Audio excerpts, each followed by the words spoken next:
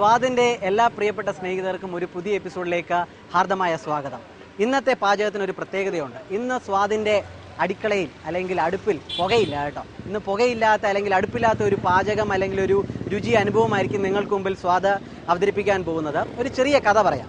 നമ്മുടെ നാട്ടിൽ fresh juice കടകളൊക്കെ വ്യാപകമായിട്ട് എത്ര നാളായി കാണും? എൻ്റെ അറിവ് വെച്ച് 90കളുടെ ആരംഭത്തിലാണ് അത് സ്റ്റാർട്ട് ചെയ്തത്. അതായത് അന്നത്തെ ഹിറ്റ് എന്ന് പറഞ്ഞാൽ ഷാർജ, അബുദാബി എന്ന് പറഞ്ഞാൽ ഒരുപാട് മിൽക്ക് ഷേക്കുകൾ ഉണ്ടായിരുന്നു. നമുക്കത് ഒരുപാട് ഇഷ്ടമായിരുന്നു. അതായത് കുട്ടികളായാലും മുതിർന്നവരായാലും എല്ലാവരും അതിനെ ഹൃദയത്തോടെ ഏറ്റെടുത്തു. അത് അങ്ങനത്തെയുള്ള കടകളൊക്കെ വൻ ഹിറ്റായി ഒരുപാട് പേർക്ക് ജോലി സാധ്യത എല്ലാം കിട്ടിയായിരുന്നു. പക്ഷേ വരെ അതിൻ്റെ ക്വാളിറ്റിയിലൊക്കെ ഒരുപാട് നമ്മൾ കോംപ്രമൈസ് ചെയ്ത് വന്നു. അതായത് ഉപയോഗിക്കുന്ന പാല്, വെള്ളം, ഐസിലൊക്കെ ക്വാളിറ്റി ഉണ്ടോ എന്നൊന്നും നമുക്കറിയാൻ കഴിയില്ല. എന്നാൽ തന്നെയും കോളകളുടെ കുത്തൊഴുക്കിനെ ഇതൊരു പരിധി വരെ വലിയ രീതിയിൽ തടഞ്ഞിട്ടുണ്ട്. പക്ഷേ ഇന്ന് ഞാൻ എത്തി നിൽക്കുന്നത് ജ്യൂസുകളുടെ ഒരു വലിയ ലോകത്താണ്. ഈ വലിയ ലോകത്ത് ഒരു പ്രത്യേകതയും കൂടെ ഉണ്ട്. അതായത് ജനങ്ങളുടെ ആരോഗ്യത്തിനാണ് ഇദ്ദേഹം ഏറ്റവും കൂടുതൽ മൂല്യം നൽകുന്നത്. ഉപയോഗിക്കുന്ന എന്തൊരു വസ്തുവും വളരെ ഗുണമുള്ളതാണെന്ന് ഇദ്ദേഹം ഉറപ്പുവരുത്തും. അതുപോലെ തന്നെ ആർട്ടിഫിഷ്യൽ ആയിട്ടുള്ള ഒരു സംഭവങ്ങളും ഇവിടെ ചേർക്കുന്നുമില്ല. ഞാൻ എത്തി നിൽക്കുന്നത് തിരുവനന്തപുരത്ത് PMGക്ക് അടുത്തുള്ള തേക്കുമൂടിലുള്ള ചിത്തിര കൂൾബാറിലാണ്. സുരേഷ് ചേട്ടനാണ് ഇത് നടത്തുന്നത്. അപ്പോൾ ഈ ജ്യൂസുകളുടെ വലിയ ലോകത്തിലേക്ക് പ്രിയപ്പെട്ട പ്രേക്ഷകർക്ക് ഏവർക്കും സ്വാഗതം.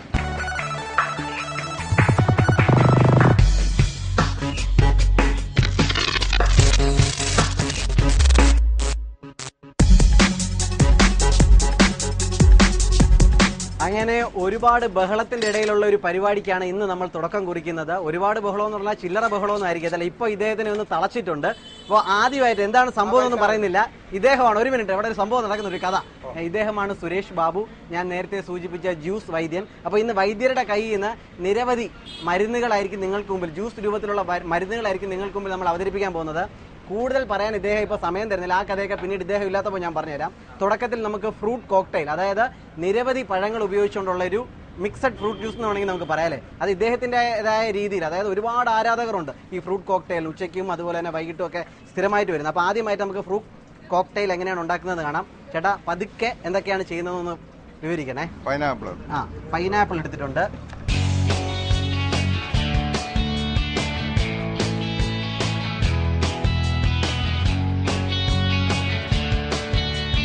ഇതിന്റെ അളവുകളും കാര്യങ്ങളും ഒന്നും പറയാൻ പറ്റത്തില്ല, എന്തൊക്കെ സംഭവങ്ങൾ എടുക്കുന്നത്. അടുത്ത ഗ്രേപ്സ് ആണ് കേട്ടോ. ഈ ഗ്രേപ്സ് എടുക്കുന്നതിന് മുമ്പ് ഒരു കാര്യം കൂടെ പറയാനുണ്ട്. അതെന്താന്ന് വെച്ചാൽ പറഞ്ഞു കൊടുത്തേ. ഉപ്പും മഞ്ഞൾപ്പൊടി ഇട്ട് റെഡിയാക്കി വെച്ചിരിക്കുന്നത് സാധാരണ ജ്യൂസ് കടകളെ പോലെയല്ല. ഉപ്പും മഞ്ഞൾപ്പൊടി ഇട്ട്, അതായത് അതിലുള്ള മഞ്ഞൾപ്പൊടി, അങ്ങനെ കീടനാശിനി എല്ലാം കളയാനായിട്ട് കല്ലുപ്പും മഞ്ഞൾപ്പൊടി ഇട്ട് തലേന്ന് പാക്കറ്റ് മഞ്ഞളല്ല, നമ്മൾ മഞ്ഞ മേടിച്ച് പൊടിച്ചെടുക്കുന്നത്. മഞ്ഞൾ പാക്കറ്റ് മഞ്ഞൾപ്പൊടിയല്ല, മഞ്ഞൾ മേടിച്ച് പൊടിച്ചെടുക്കണം. ഒരു നിൽക്കുവോ? അപ്പം അത് മേടിച്ച് പൊടിച്ചെടുത്ത് അതിൻ്റെ അകത്ത് ഗ്രേപ്സ് ഇട്ട് വെച്ചിട്ട് അതാണ് ഉപയോഗിക്കുന്നത്. അപ്പൊ കഴിയുന്നത് കീടനാശിനികൾ കുറവായിരിക്കും അല്ലേ ഏട്ടാ? ഒട്ടുമില്ല. 2 മണിക്കൂർ ഇട്ടതിന് ശേഷം പിന്നെ 3 പ്രാവശ്യം കഴുകിയെടുക്കണം. ശരി. അപ്പൊ ഗ്രേപ്സ് ഇട്ട് കൊടുത്തു. ഇനി അടുത്ത എന്താണ്? തക്കാളി.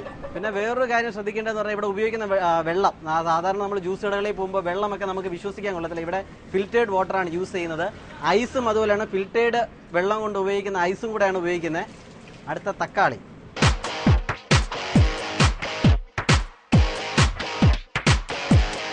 ഈ തക്കാളിയുടെ ഓറഞ്ചിന്റെയും ജ്യൂസ് സെപ്പറേറ്റ് ജ്യൂസറിൽ വെച്ചെടുക്കുന്നുണ്ട്. അത് ആ മിക്സിയിലേക്ക് ഇടുന്നില്ല, അത് സെപ്പറേറ്റ് ജ്യൂസറിൽ വെച്ചെടുക്കുകയാണ് അല്ലേ? അത് പിന്നീട് ഇതിലേക്ക് ഒഴിക്കത്തേ ഉള്ളൂ. അപ്പൊ നമ്മൾ കണ്ടുകൊണ്ടിരിക്കുന്നത് ഫ്രൂട്ട് കോക്ടെയിലാണ്. അവിടെ പൈനാപ്പിൾ, മുന്തിരി ഇട്ട് കഴിഞ്ഞു. അതിനുശേഷം ഇവിടെ തക്കാളിയുടെ പ്യൂർ ജ്യൂസ് എടുക്കുകയാണ്. ഓറഞ്ച് ഇവിടെ എടുക്കുകയാണ്. അത് അതിന്റെ കൂട്ടത്തിലിട്ട് അടിക്കുന്നില്ല. അതിനെന്തെങ്കിലും കാരണങ്ങളുണ്ടോ? അതിന്റെ അല്ലി വരാതിരിക്കാൻ അല്ലേ? അല്ലി ഉണ്ട്. അതിന്റെ മെയിൻ മറ്റേ തൊലിയും കുരുവും പോകണം. തക്കാളിയുടെ തൊലിയും കുരുവും കളഞ്ഞെടുക്കത്തുള്ളൂ. അതിനുവേണ്ടിയാണ് തൊലിയും കുരുവും പോകും. ശരി. അപ്പൊ അതിന്റെ തൊലിയും കുരുവും വരാതിരിക്കാനാണ് ഈ തൊലിയിലും കുരുവിലുമാണ് ഈ കല്ലുണ്ടാക്കുന്ന ഘടകങ്ങളൊക്കെ ഇരിക്കുന്നത് അല്ലേ തക്കാളിയുടെ. അതുകൊണ്ടാണ് അതിന്റെ പ്യൂർ ജ്യൂസ് എടുക്കുന്നത്. അതായിട്ടുണ്ട്. അതങ്ങ് ഒഴിച്ചു കൊടുക്കുകയാണ്. തക്കാളിയും ജ്യൂസ്, ഓറഞ്ചും കൂടെ ഉള്ള ജ്യൂസ് അതിലേക്ക് ചേർത്ത് കൊടുത്തു.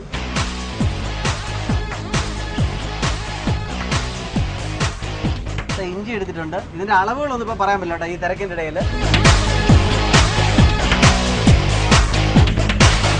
ഈ പഞ്ചസാരയ്ക്ക് ഓരോ ഇടയ്ക്ക് തേനങ്ങാണ്ട് ഒഴിച്ചു കൊടുക്കാറൊക്കെ ഉണ്ടെന്ന് പറയുന്നത് ആവശ്യക്കാർക്ക് അല്ലേ? അപ്പൊ അതിന് കുറച്ച് റേറ്റ് നമ്മൾ കൂടുതൽ. അതെന്താണ് സംഭവം? ഉപ്പ്. പാകത്തിന് ഉപ്പ് ചേർത്ത് കൊടുത്തു. ജ്യൂസിൽ ഉപ്പെന്നൊക്കെ കേൾക്കുമ്പോൾ നമുക്കൊരു അത്ഭുതമാകും. പക്ഷേ ആ മധുരം നിലനിൽക്കുക. ഇതെന്താണ്? കുരുമുളകോ ജ്യൂസിലോ? വേണ്ട ബഹളം തന്നെ. ജ്യൂസിൽ കുരുമുളക് ഇട്ട് കൊടുത്തു. പുതിനയുടെ ഇല ഇട്ട് കൊടുക്കുന്നുണ്ട്.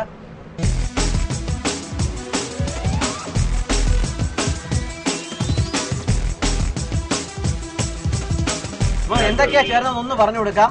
പൈനാപ്പിൾ, മുന്തിരി, തക്കാളി, ഓറഞ്ച്, നാരങ്ങ, ഇഞ്ചി, പുതിന, കുരുമുളക്, ഉപ്പ്, പിന്നെ ഐസ് അല്ലേ.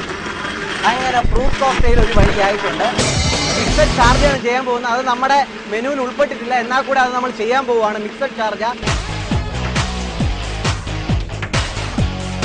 ഷാർജയാണ് ഉണ്ടാക്കുന്നത്. സാധാരണ ഷാർജ കടകൾ ഉണ്ടാക്കുന്ന പോലെയല്ല, ഒരുപാട് വ്യത്യാസമുണ്ടെന്നാണ് ചേട്ടന്റെ വഴിയെടുത്ത് ചേട്ടൻ പറയുന്നത്. എങ്ങനെയാണ് നോക്കാം. ഒരു പഴം എടുത്തിട്ടുണ്ട്. കഥ തുടങ്ങാം. പഴം എടുത്തിട്ടുണ്ട്. പഴം ഇട്ട് കൊടുത്തു. പഞ്ചസാര, കറുവാപ്പട്ട പൊടിച്ചത് ഇട്ട് കൊടുത്തു. എല്ലാം വരും. മുളക് പൊടിക്കൊന്നും പേടിക്കണ്ട, മുളക് പൊടിയൊക്കെ ഇട്ട് തന്നെ വരാം. എനിക്ക് മുളക് പൊടിയൊക്കെ ഇടിക്കണ്ട. ചുക്ക്, കറുകാപ്പട്ട ഇട്ടു, ഏലക്ക ഇട്ടു, ചുക്കിട്ടു, അണ്ടിപ്പരിപ്പ്. മിക്സഡ് ചാർജാണ് ഉണ്ടാക്കുന്നത് കേട്ടോ. സാധാരണ ചെയ്യുന്നതിന് ഒരുപാട് വ്യത്യാസം ഉണ്ടെന്ന് പറഞ്ഞു. ബദാം ഇട്ട് കൊടുക്കുന്നു. പൊടിയല്ല, ബദാം, പ്യൂർ ബദാം. ബാക്കിയുള്ള കടകളിൽ അതൊരു കാര്യമാട്ടോ. ബാക്കിയുള്ള കടകളിൽ നമ്മളത് കാണാറില്ല. ബദാം പൊടിയാണ് ഇട്ട് കൊടുക്കുന്നത്. അതിൽ ചെറി ഇട്ട് കൊടുക്കുന്നു. ബദാം പൊടിയാണ് ഉപയോഗിക്കുന്നത്. ഇവിടെ ഒറിജിനൽ ബദാം തന്നെയാണ് എടുക്കുന്നത്. ഹോർലിക്സ് പിന്നല്ല. നിങ്ങൾ കൊച്ചിലെ കട തുടങ്ങിയത് ഇതൊക്കെ കുടിച്ച് ഞാൻ പൊക്കമെങ്കിലും വെച്ച് പോയേനെ. ഈന്തപ്പഴം അത് കഴുകി കുരുവെടുത്ത് കുതിർത്ത് വെച്ചിരിക്കുന്ന ഈന്തപ്പഴം. കുതിർത്ത് വെച്ചിരിക്കുന്ന ഈന്തപ്പഴമാണ് എടുക്കുന്നത്. ഇനി തിരിച്ചാ ഇവിടെ ഇതാണ്ട് ജ്യൂസ്. ഇവിടെ നമ്മുടെ ഇതിന് കഥ മാറുവാണ് കേട്ടോ. ഒരു ഇപ്പൊ കഥ മാറി വീണ്ടും നമ്മുടെ ആദ്യത്തെ ഫ്രൂട്ട് കോക്ടെയിലേക്ക് അതിപ്പോ അരിച്ചെടുക്കുകയാണ്. അത് റെഡിയായി കഴിഞ്ഞു.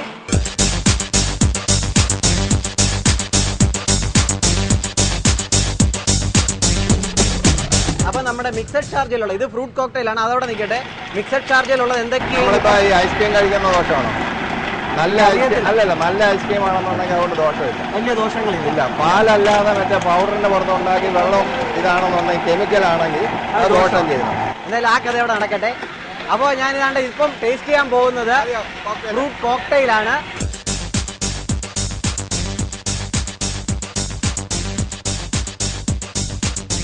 ഇതിന്റെ കുളിർമ ശരിക്കും നമുക്ക് ഫീൽ ചെയ്യാൻ പറ്റും കേട്ടോ. ഇതിൽ ഞാൻ വ്യത്യാസമായിട്ട് കണ്ടെന്ന് പറഞ്ഞാൽ സാധാരണ കടകളിൽ നമ്മൾ ഉപയോഗിക്കുന്നത് ഈ ബദാമിന്റെ പൊടിയൊക്കെയാണ്. അതായത് ഒരു കുപ്പി കിട്ടും. അത് ഒറിജിനൽ ബദാമാണോ അല്ലെന്നൊന്നും നമുക്ക് അറിയാൻ പറ്റില്ല. ഇവിടെ അത് ഒറിജിനൽ ബദാം തന്നെയാണ് ഇട്ടത്.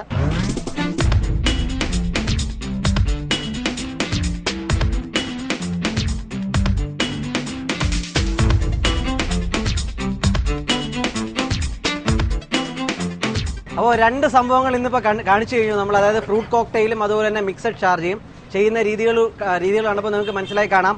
ആർട്ടിഫിഷ്യൽ ആയിട്ടുള്ള ചേരുവകളൊന്നും നമ്മൾ എടുക്കുന്നില്ല. അടുത്തത് യഥാർത്ഥമായിട്ട് എങ്ങനെയാണ് നമ്മൾ റോസ് മിൽക്ക് ഉണ്ടാക്കുന്നത്. സാധാരണ നമ്മൾ അതിന്റെ പൗഡർ ഉപയോഗിച്ചാണ് ചെയ്യുന്നത്. ഇവിടെ എന്നാൽ വേറൊരു വഴിയിലൂടെ സഞ്ചരിക്കുകയാണ് നമ്മുടെ സുരേഷ് ചേട്ടൻ.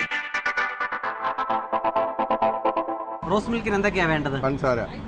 പഞ്ചസാര. ഈ പഞ്ചസാരയ്ക്ക് ഇതിൽ തേൻ ഉപയോഗിക്കാൻ പറ്റുമോ?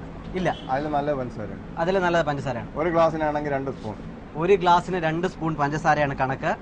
പിന്നെ റോസ് വാട്ടർ എടുക്കുന്നത് കേട്ടോ. അതെങ്ങനെ കേട്ടോ? ഒരു ടീസ്പൂൺ, 2 തുള്ളി അല്ലേ? അല്പം മതി അല്ലേ? സാധാരണ ഇതിന് പകരമാണ് കടക്കാർ ബാക്കിയുള്ളവര് പൊടി, റോസ് മിൽക്കിന്റെ ഒരു പൊടി കിട്ടും കേട്ടോ. Rose powder. ഇത് കളർ കിട്ടാനായിട്ട് ചെറി ഇടുന്നുണ്ട്. ഇത് തന്നെ അല്ലേ?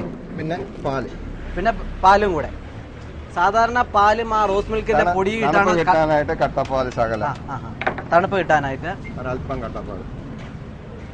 വളരെ സിമ്പിൾ ആയിട്ട് നമുക്ക് വേണമെങ്കിൽ വീട്ടിലും, അതായത് കേടൊന്നും ഇല്ലാത്ത റോസ് മിൽക്ക്. സാധാരണ കടകളിൽ കിട്ടുന്ന അതിന്റെ പൗഡറാണ്, അത് ആർട്ടിഫിഷ്യൽ സാധനമാണ്. അതിൽ എന്തെങ്കിലുമൊക്കെ ദോഷമുണ്ടോ നമുക്ക് അറിയാൻ കഴിയത്തില്ല. ഇവിടെ ഒന്നും പേടിക്കണ്ട കേട്ടോ.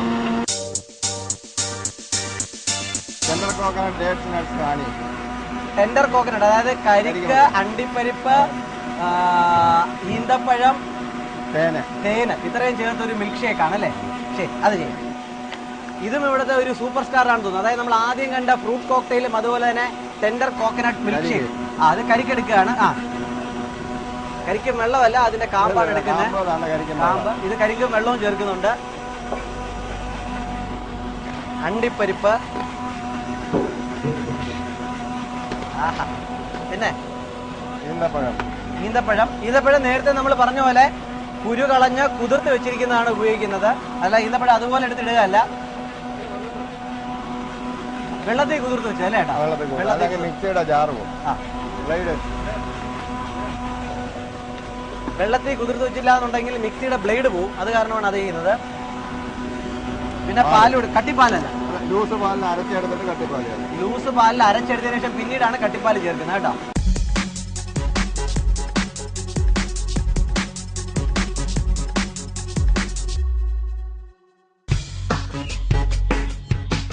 ഇത് റോസ് മിൽക്ക് ആണ് കേട്ടോ. ഇതിന്റെ ചേരുവകൾ ഒന്നും കൂടെ പറഞ്ഞുതരാം. നമ്മുടെ പഞ്ചസാര, റോസ് വാട്ടർ, ചെറി, കളറിന് വേണ്ടി ചെറി ചേർത്തു, പാല്, കട്ടിപ്പാലല്ല സാധാരണ പാൽ. വേറെ ഒന്നും ചേർത്തിട്ടില്ല. വേറെ ഒന്നും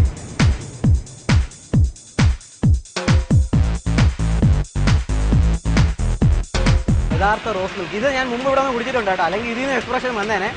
യഥാർത്ഥമായി എന്താണ് റോസ് മിൽക്ക് എന്ന് അറിയണമെങ്കിൽ ഇതുപോലെ ഒന്ന് ട്രൈ. വീട്ടിൽ ഇത് വേണമെങ്കിൽ നമുക്ക് ചെയ്തോ. കാര്യം റോസ് എല്ലാം നമുക്ക് ഇത്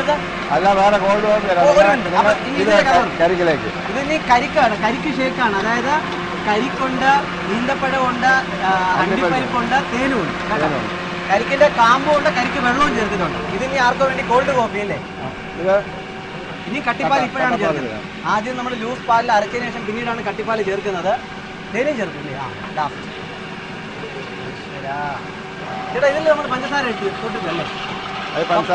പഞ്ചസാരയുടെ ശല്യവും ഇല്ല. അത് നമ്മൾ നോക്കിക്കഴിഞ്ഞാൽ അപ്പൊ കരിക്ക് ഷേക്കിനും കൂടെ നമ്മൾ കണ്ടതിന് ശേഷം അടുത്ത എന്താണ് സംഭവം? കോൾഡ് കോഫിയാണ്. Cold coffee. കോൾഡ് കോഫി കുടിച്ചിട്ടില്ലാത്ത കോൾഡ് കോഫി നമ്മൾ ഇതുവരെ കുടിച്ചിട്ടില്ലാത്ത.